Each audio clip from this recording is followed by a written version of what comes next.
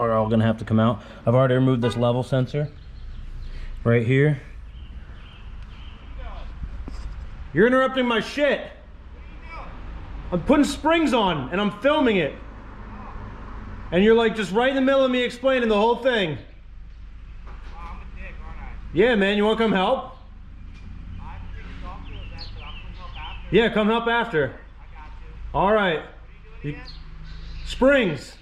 Oh yeah, I'll definitely come help. Yeah, okay.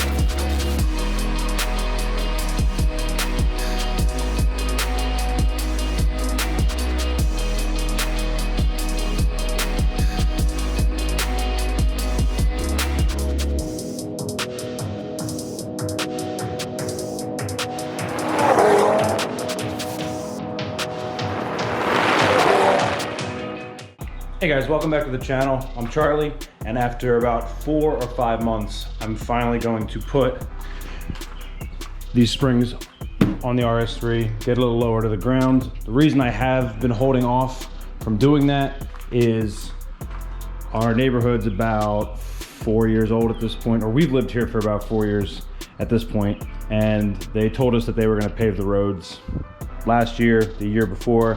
The neighborhood keeps coming up with excuses not to do it, and so I've been holding off on making the car any lower so I don't scrape coming in and out of the driveway. And they're finally going to pave it here in the next month or two. They've already come around and put markings on the road, so I'm not going to do anything beyond a moderate drop. I'm not going to you know, get it too close to the tire or anything like that. Just a really moderate drop, maybe 3/4 of an inch at the most, just to kill a little bit of that wheel gap, make the stance look a little better, and then hopefully that'll help with handling and the stability while driving, going around turns. I'm really looking forward to that. This shouldn't be too bad of a job. The only tool that I really needed to add to my arsenal was I had to go out. I went to AutoZone and I basically rented this spring compressor. You pay the $60 for it, and then you got 48 days or something like that to bring it back and get your money back. So that's really the only thing I'll need beyond what I have in the garage. You're gonna need some triple squares. This guy right here, double strut socket. So this is for going in the top of the strut, and putting basically the strut bearing and bushing back on top, and being able to tighten that nut that goes onto the top of the strut, while basically tightening the nut while holding the strut still at the same time. So this is a pretty handy tool. I think I picked it up maybe 2 years ago. It was like 30 bucks or something like that. And it helped me do my coilovers on my GTI. And as we go along, I'll point out other tools you guys might need beyond, you know, basic wrenches, Allen keys, sockets, everything like that. So yeah, let's get started. I'm gonna get this thing up on the quick jack, and then you guys can follow along while I knock this out.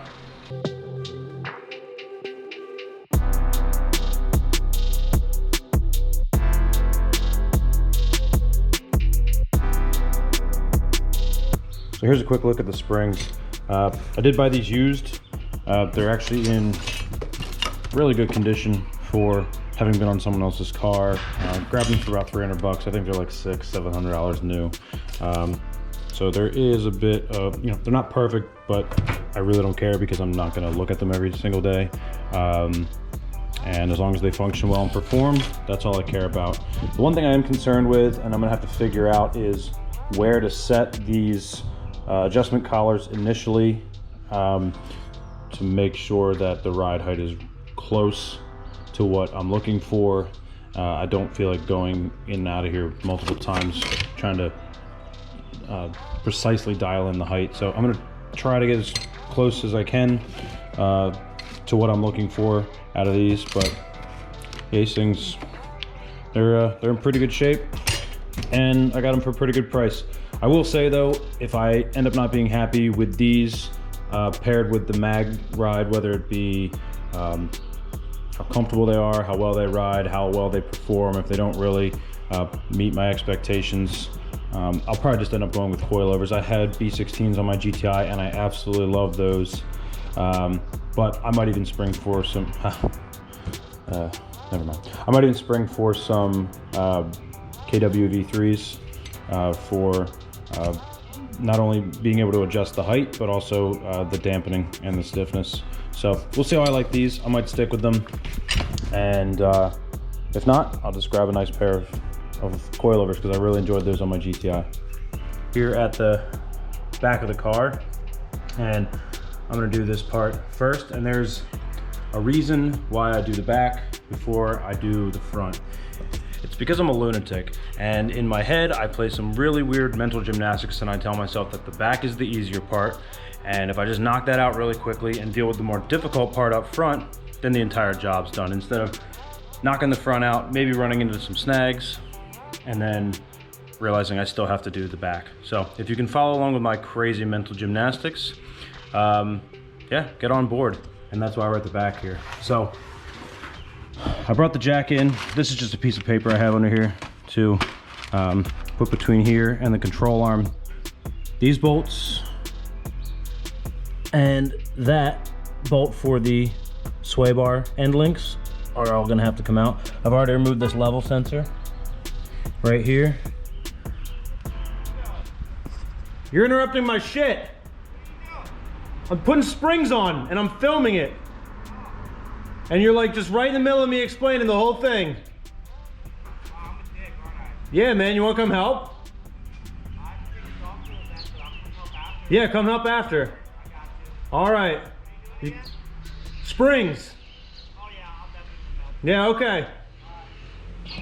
18 millimeter, same thing on the other side. There's a nut on the other side of this. There's the head of a bolt on the other side of this. This and the other side are at 13, and then to take off the level sensor, it's two, okay, T25 bolts. Definitely make sure to take that off first, because when you pull this entire control arm down, you don't want to break that. It's probably expensive. That's why. Right there, it's probably expensive. I'm gonna work on getting these off. I'll set the camera down and then I'll get back with you guys.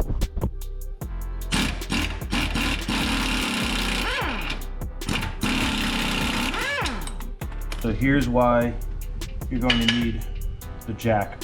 As soon as I took this bolt off, there's a ton of pressure pushing down on this bolt. I will not be able to pull it out even with a hammer. So that's why take the jack. Use it to not smash your fingers, but just sit right there. So now the tension's off that bolt, and it'll help with this one as well.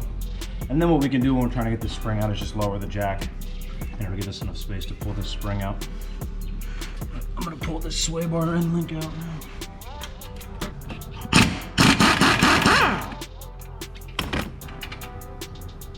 Guys, don't be afraid to bring the persuader to the party if you need to. So you can pop bolts out like that.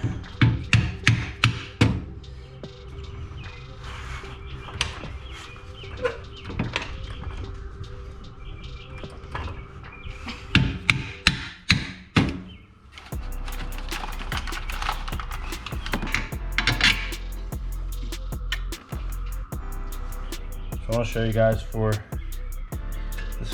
this nut right here, a little bit of a tight space with this being here as well. This does not have to come out because it's not attached to this control arm, but to get in here, you're gonna want something like this, a small 18.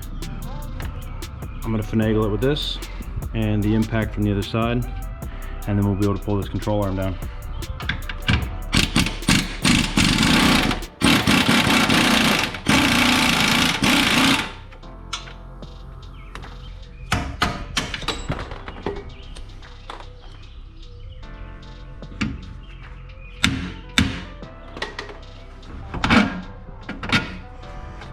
So everything's out. This is all loose. Sway bar's loose, so we can take this jack, drop it recklessly, and there we go. That should give us enough room to get the spring out. Oh, so there we go. There it is.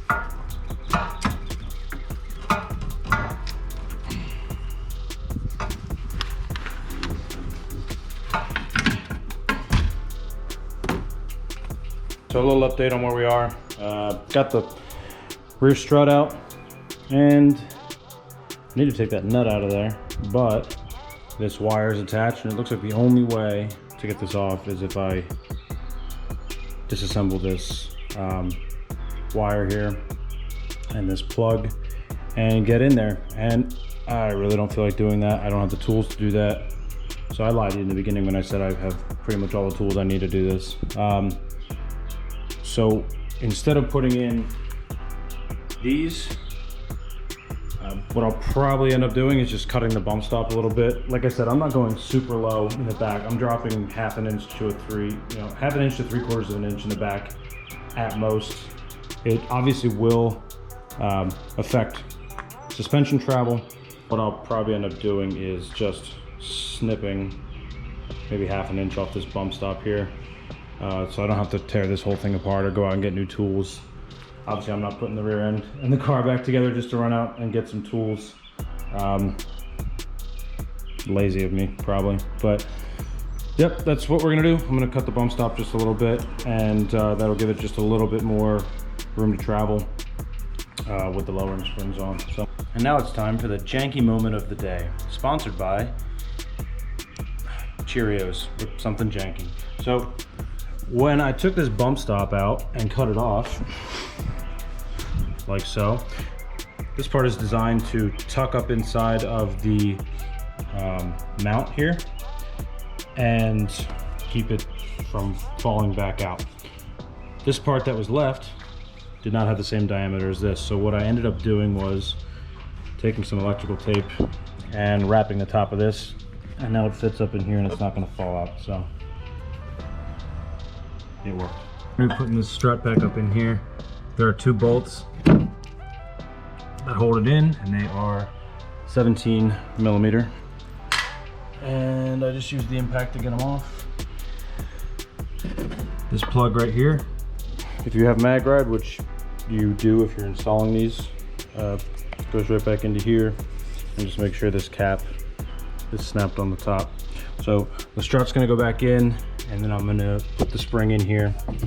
It tells you to take out this rubber perch, I guess you can call it, in here, and replace it with the ring that comes with the kit. So that's what I'll be doing next.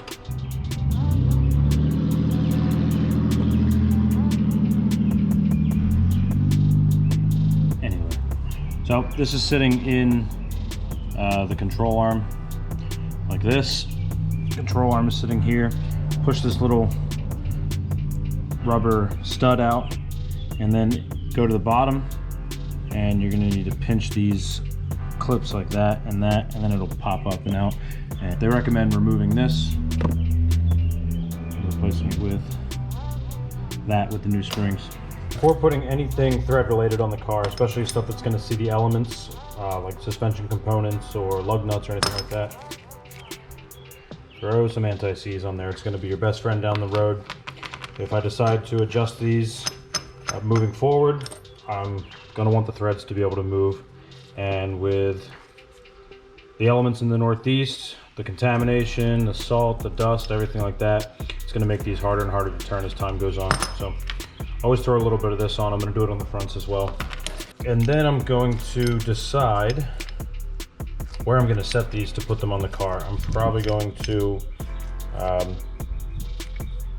split the difference on the threads for now, maybe a little closer to the lower side. By the way, the closer this collar is to this, the lower the car will be, and vice versa. The further away, the higher the ride height. So I'm going to go probably a little lower than halfway just to start, see where that gets me, and then if I have to go back in and readjust, I will. The problem with these is I don't know where stock ride height would be on these. Like, I can't say, okay, this is stock ride height right here. I want to lower 3/4 of an inch. So I'm going to go 3/4 of an inch from that, that point or that benchmark. So I'm going to have to dial these in. I might get lucky, I might throw them on the car, and after they settle, they'll be exactly where I want them to be. The nice thing about getting springs that have already been on a car is they should be broken in a little bit and compressed, so they shouldn't take as long to settle out and get to their final ride height. I'm gonna pick a spot here and just go with it, and then try to match that on the fronts. The nice thing about this is a little bit goes a long way. You don't need much, so streak there, streak there.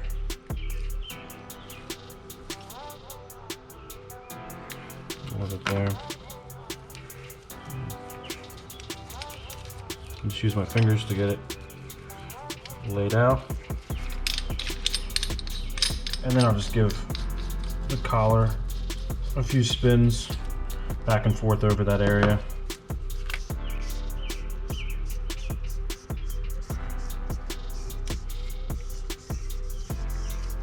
And that'll do. I'll do it on this one too. Decided to start at about a ½ an inch away from the lowest setting. So from the top of the black collar or the black perch in my left hand to the inside top of the purple collar is about a ½ an inch. So I'm gonna start there. I'm gonna do that for both the rears. And then when I put the car back down on the ground, I'll see where that gets me. At this point, I have the spring in. I have it set to the height that I'm gonna give a shot. And just one note for the orientation of the spring, make sure the numbers are facing up. Both sides of the spring are flat. I think if you kind of cut a line through the middle here, it's symmetrical either way, but just to be safe, have the numbers facing up. And I've got these bolts loosely back in. I did the, I lined the sway bar bolt up first, put that through. Then I did the one to the knuckle here. And then finally I was able to, you can move the strut back and forth a little bit and lower the jack and line this hole up. And I put this bolt back in. The orientation of these bolts is exactly how they came out. I don't know if it matters, but just for consistency's sake, the head of the bolt for this faces towards the back of the car. For the strut, the bottom of the strut, it's the opposite. The nut will face towards the back of the car, and then for the sway bar, it's the exact same thing. This is not the stock hardware that came with it, but I did orientate it the exact same way the stock hardware came out, which is the head of the bolt towards the front of the car and the nut towards the rear. So I'm gonna button these three up and then put this level sensor back on. And then I'm gonna repeat the same thing for the other side, which I'm not gonna need to film. You already saw how it was done on this side. And then we will move on to the front of the car. So there's a few things I wanna point out on the passenger side of the car that are a bit different from the rear driver side of the car. And you guys are gonna wanna know how to do that. So let's take a look. So everything down here is relatively the same. Level sensor needs to come off of the control arm, and the sway bar, the bottom of the strut, and then this right here to the knuckle. But when you're gonna pull this strut out, you get this thing in the way. It has to do with the fuel system, and there's one 13mm bolt at the bottom here that you pull out, and you can just pick this up, wiggle it, and pull it off to the side, and that'll give you access to your 17mm bolts up there. And then the wire that's connecting the mag ride to the top of the strut has one extra connection. When you unplug this little clip here will be attached to this piece right here. I don't think that was the case on the other side unless it popped off. And the way to get that off fairly simply is just taking a regular old pick, and you can get in there like that. Just pull it away and down from whatever it's clipped onto, and it'll come right off. So that's the only difference. I'm gonna do the same thing with the bump stop, put the strut back in, and then put the spring in, and I still have to get this this rubber perch out here on the bottom. One thing to note when you're putting these bolts back in for the bottom of the strut and then for the hub or the knuckle, whatever you want to call it, they are different lengths. So make sure the control arm is wider back here than it is right here. So the longer bolt goes to the bottom of the strut, and the factory orientation is with the nut facing backwards, and then the shorter bolt will go in here with the nut facing towards the front of the car. With these bolts, I'm usually putting this one in first because it's harder to line up and I don't want this one to be in here. The strut has a little more play in it when you're trying to line these back up. So usually I'm using the jack to get this up and down. You have a little bit of play in this and out. If it doesn't line up, pop the bolt in there and bring the persuader to the party and tap it through, and that should get the job done. So I'm gonna button these back up and then tighten this up, and then the rear passenger side will be done and I'll move on to the front. Moving on to the front here, I've disconnected a few things. This tie rod here that goes up into the strut comes out. I just laid that off to the side. The plug for the mag ride sensor plugs into the bottom. Where we at? Plugs into the bottom of the strut right here. So push that down, pull it out.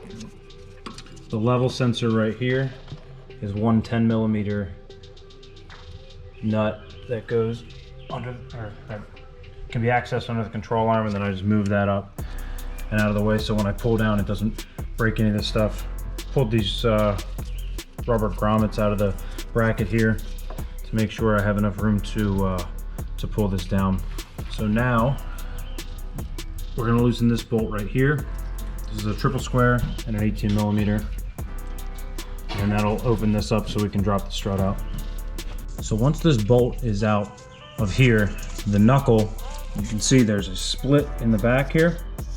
This can now be spread open, which will release the pressure on the bottom of the strut and allow it to start sliding out. And then I'm going to use the jack underneath to support this entire, the weight of the entire brake and hub and everything, and just tap on it. Hopefully it falls down enough without having to mess with the axle or anything like that. I think we should be all right based on what I've seen in other videos. And then we can go up top, loosen the bolts that are under the rain tray in the engine bay, and pull this out so we can access the spring. To get this out, I have a strut spreader tool. It's an oval shaped tool that I've had for a couple of jobs now, so I didn't just get this now, I've had it. What I've seen other people do is take like an Allen key and oval it out, grind it down, or take a 1/4 inch drive and fit it down in between there and then rotate it. All you're really gonna do is make sure that this goes in vertically, and then as you rotate it, it's going to spread that open and allow the strut to drop out. A couple bucks on ECS tuning, or I forget where I got it, but if you want to get the actual tool, there it is. But you can get around not having one of these and use something else. The strut is out of the knuckle. Everything's being supported with the floor jack. A couple things to note when you're coming up top here to get these 3 bolts off. There's 3 13mm screws that go on top. In order to get this out of the way, pull the weather stripping off. You can lift up on this. This cap just comes right out. And then there's a 10mm plastic screw that goes on here and allows you to pull this, pivot this little piece right here and move it out of the way. And then this last screw can come out here. I don't know how this is happening without me holding on to the strut.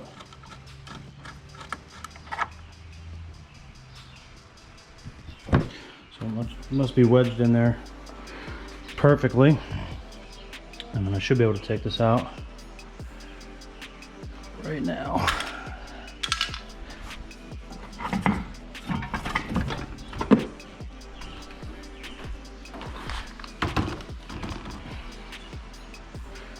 There it is. So I'm gonna get the spring compressor out I probably won't be able to do that and film at the same time. So I'll just update you guys on what I did, but I'm gonna put them on opposite sides of the spring. I'm gonna compress, and that's gonna take enough tension off of here that I can impact this nut off of the top. Impact will allow it to take that nut off without spinning this middle part too much. So, but when you're putting it back together or you're assembling coilovers, this middle part will want to spin along with the nut. So what that tool allows you to do is hold the nut still, put an Allen key down through the middle of the socket, hold that still, and then you can tighten this all the way down without spinning the middle. So I'll show you guys how that tool works, but let me start tackling this first here. On top here is a 21 millimeter, so this has an option for 21 and 22. As you can see, it sits right on there. And then what that'll allow you to do is put an Allen key down the middle and get it onto the top of the strut right there. Sorry for the angle, but the springs are compressed, so this should pop right off.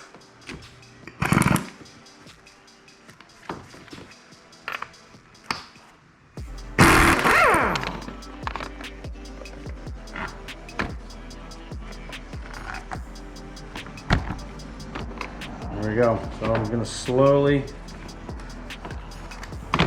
loosen these up.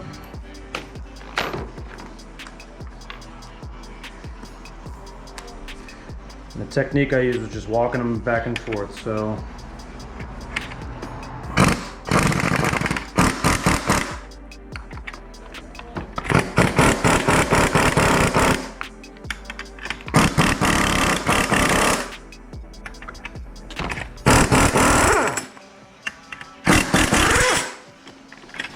alright guys, so I got the spring on the strut, I got the nut on the top tightened down, and I have it loosely attached back to the body or the frame.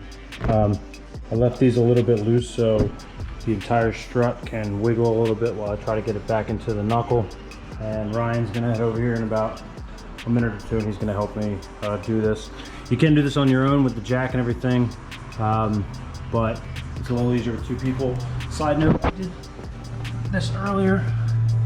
I undid the ball joint at the bottom because this control arm, the bushings right here are really stiff. So this gave me a little more room to work with. So one thing I wanted to let you guys know that I did was 3 nuts underneath there, pulled that ball joint out of the control arm, and that gave me a little more room to mess with. One note that I want to make about the strut spreader tool is, as you can see, I have it in there right now, and the strut started to drop out of the knuckle here, but then it stopped. The reason being, there is a tab on the back of the strut that actually comes up and hits the spreader. So when that happens, take the spreader out and put it lower in the knuckle, and then it'll give it room to fall out. The first time I used the strut spreader tool, I went basically crazy trying to figure out why this was not coming out. I didn't have the jack underneath it. It just wouldn't drop, but it was because that strut spreader tool was blocking the way in that seam there. It wouldn't let it fall out. So just, if you run into this, it's gonna stop like right about there. Pop that tool out, put it lower in the knuckle, and then that'll allow that piece on the back of the strut to come out freely. So just a tip. It was really frustrating the first time I did it. And it took me a while to realize what was happening. So what? I'm done talking. I'm gonna grab a little bit of footage of me using the spring compressors and then popping this 21 millimeter off the end of the strut here. So set this to tighten. I'm using an extension here because on the other one I was having trouble getting past this mount, and so as you can see, I'll have trouble getting past that one here. So that's why I'm using this extension here. But I'm basically just gonna walk this. I'm keeping my face, my body appendages out of the way of anything that might fly off and obliterate me and cripple me for life. So hopefully if anything does fail with the spring compressor, it'll hit the car or the wall. But they have locking mechanisms here, so you just push these down, lock them all in place, and then slowly walk it in.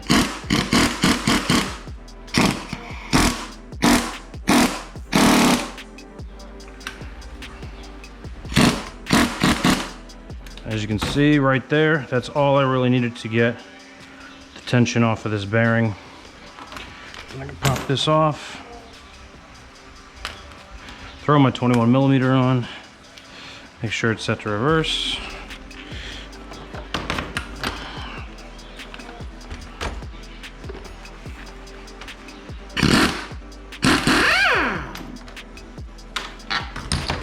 And zip it right off. The instructions call for trimming this little piece off here, which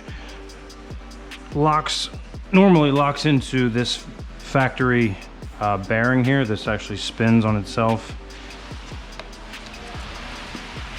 It'll rotate like that, and your spring now sits on this, and it rotates, so when you turn the car, it doesn't make a noise, it's nice and smooth. But for the KW height adjustable springs, you do not need this piece anymore. It gets replaced. The piece they replace it with sits on there like that and cannot sit there until you trim this piece off. Then it sits in there nice and flat. This boot comes out of here like that. We do not use the bearing. The boot goes up in here. Not that far though. I'll sort that out. I'll make sure this is all smooth, and then your new bearing will go on top of there, like that, and mate right up to this, which then gets zipped back onto the strut, obviously with the spring in place. This rubber perch stays in at the bottom, and it's super important for suspension function and geometry, and especially noise, no clunking, that this spring's gonna sit right in there, and it has to be right up against there like that. So I got these threads all covered in anti-seize. I got it set to that 1/2 inch gap that I was talking about earlier. So I'll start putting these together. So make sure this spring is sitting in here properly. This will go on like that. This bearing will sit on top. This will sit directly on the spring like that. And then, whoop, come on. This will sit directly on top like that. Make sure before we even put it on that it's got free motion, it's spinning, the bearing is working as it's supposed to. And then we can go ahead and make sure this is sitting in here properly.